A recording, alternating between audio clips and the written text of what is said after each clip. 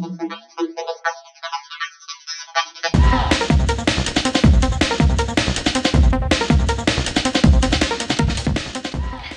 Friends, welcome to उष्णी शालदार blog. आशा करी तुम्हारा सबाई खूब भालो आछो, आमिও भालो आछि। आज के आमी आनारसेर एकटा इउनिक रेसिपि निये चले एसेछि। तो तोमरा स्किप ना करे प्रथम थेके शेष पर्यन्त भिडियोटा देखो। आमी एटा कि बानाई तोमरा देखो। आमी एइभाবে देखो आनारसगुलोके एकदम आलू भाजार मतन एकदम ग्रेट करे निয়েছি, खूब সরু সরু করে দেখো আমি কেটেছি।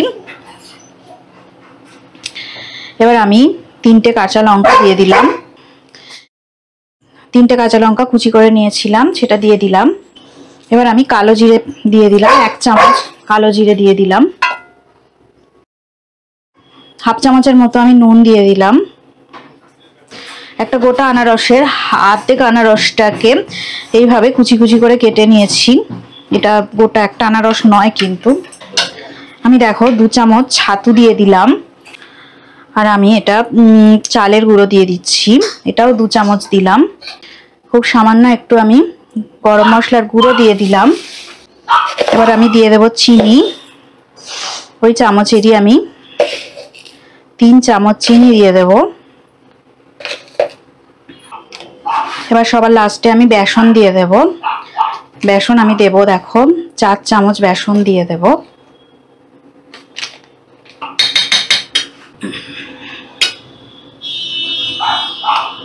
এবার এই মিশ্রণটা আমি ভালো করে মিশিয়ে নেব। এইভাবে দেখো, এটা আমি চামচের সাহায্যে কিছুক্ষণ মিশিয়ে নেব, তারপরে হাত দিয়ে ভালো করে আমি এটা মাখিয়ে নেব।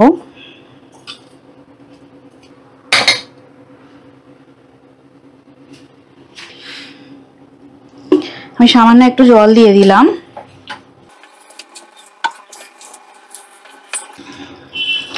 এবার হাতের সাহায্যে ভালো করে এটা আমি মাখিয়ে নেব।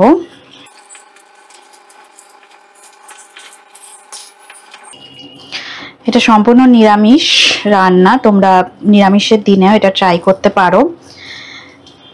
এটা বিকেলে স্ন্যাক্স বা সকালের জলখাবারেও ট্রাই করা যেতে পারে। বাচ্চাদের খুব ভালো লাগবে, অত্যন্ত মুখরোচক, এটা দারুণ লাগবে বাচ্চাদের। তো এইভাবে মাখিয়ে আমি 5 মিনিট আমি এটা রেস্টে রেখে দেব। ফিরে আসছি 5 মিনিট পর। 5 মিনিট রেস্টে রাখা হয়ে গেছে। এবার আমি গ্যাসে কড়াটা বসিয়ে দিলাম আর সামান্য একটু সাদা তেল দিলাম। 3 চামচের মতো তেল দিয়ে দিলাম আমি। এবার কড়াটা একটু গরম হয়ে গেলে আমি এইভাবে পকোড়াগুলোকে ছেড়ে দেব। ফ্লেমটাকে আমি একদম মিডিয়ামে করে রেখে পকোড়াগুলো ছেড়ে দেব। এইভাবে একটু চ্যাপটা চ্যাপটা করে হাতের সাহায্যে চ্যাপটা করে নিয়ে আমি পকোড়াগুলো বানিয়ে নিচ্ছি।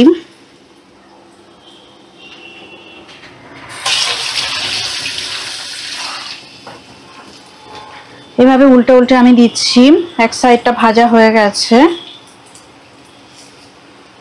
সাইড উল্টে দেব এবার প্রত্যেকটাই।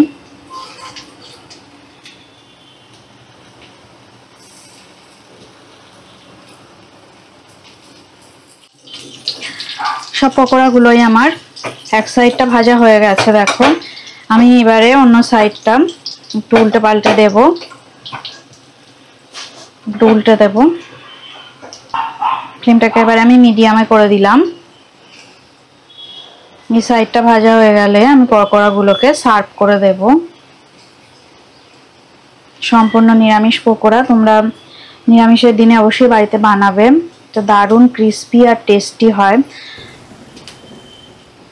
গ্যাসের ফ্লেমটাকে আমি এবার অফ করে দেব। অফ করে দিলাম, পকোড়াগুলো ভাজা হয়ে গেছে। এবার এগুলোকে আমি সার্ভ করে দেব।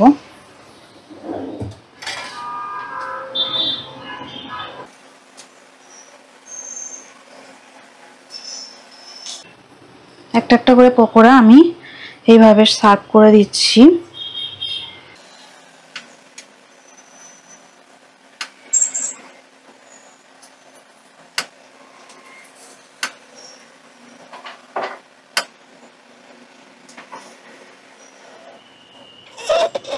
দেখো পকোড়া, আনারসের পকোড়া রেডি হয়ে গেছে। আর সুন্দর করে আমি পকোড়াগুলোকে সার্ভ করে দিলাম। আনারসের পকোড়া রেডি হয়ে গেছে, দেখো সুন্দর করে প্লেটে আমি সার্ভ করে দিলাম। এই রেসিপিটা তোমাদের যদি ভালো লেগে থাকে অবশ্যই লাইক দেবে, কমেন্ট করে আমাকে জানাবে তোমাদের কেমন লাগলো। আর এই রেসিপিটা অবশ্যই শেয়ার করবে আর আমাকে আরও ভালো ভালো কমেন্ট করে আমাকে উৎসাহ দেবে, তাহলে আমি আরও নতুন নতুন রেসিপি তোমাদেরকে উপহার দিতে পারবো। তোমরা সুস্থ থাকো, ভালো থাকো, আর আমার চ্যানেলে অবশ্যই তোমরা থেকো, আমার সাথে থেকো, আর আমাকে এইভাবে ভালোবেসে যাও।